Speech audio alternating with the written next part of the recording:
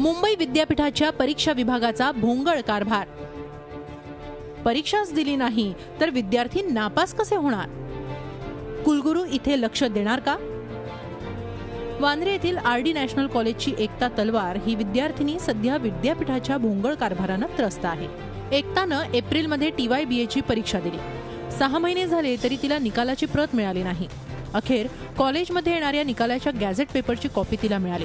त्यात निकाल पाहून तिला धक्काच बसला, कारण ज्या विषयाची परीक्षाच दिली नाही त्यात ती नापास झाल्याचं नमूद होतं।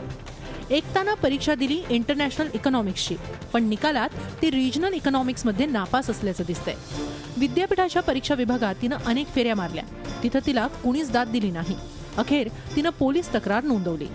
पुलिस कंप्लेंट किया तो उन्होंने मुझे बोला कि ठीक है, आपको 1 हफ्ते में पता चल जाएगा, बट 1 हफ्ते में भी कुछ नहीं था एंड द कंट्रोलर वाज नॉट देयर जब मैं गई। अब वो लोग मुझे सिर्फ यही फ़ोन पे बोल रहे हैं कि आप आके इंक्वायरी करो, we can not tell you everything on phone. अब मैं जॉब छोड़ के नहीं आ सकती हूँ and they are not giving me any proper answer. विद्यापीठाच्या कुलसचिवांनी याची दखल घेण्याचं आश्वासन दिलंय। कागदपत्र तपासून त्याच्यावर काय ॲक्च्युअली स्थिती आहे ती प्रेझेंट होती का, त्याच्या महाविद्यालयाकडून तो अहवाल मागवून त्याच्यावर नक्कीच लवकरात लवकर कारवाई करणे। विद्यापीठाची ही चूक अक्षम्य आहे। विद्यार्थ्यांचं वर्ष वाया जाऊ शकतं याची जाणीव विद्यापीठाच्या अधिकाऱ्यांना नाही का? विद्यार्थ्यांच्या भवितव्याशी खेळण्याचा अधिकार परीक्षा विभागाला आहे का?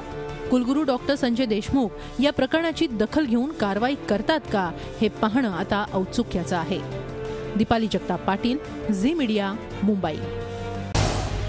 झी 24 तास रहा एक पाऊल पुढे।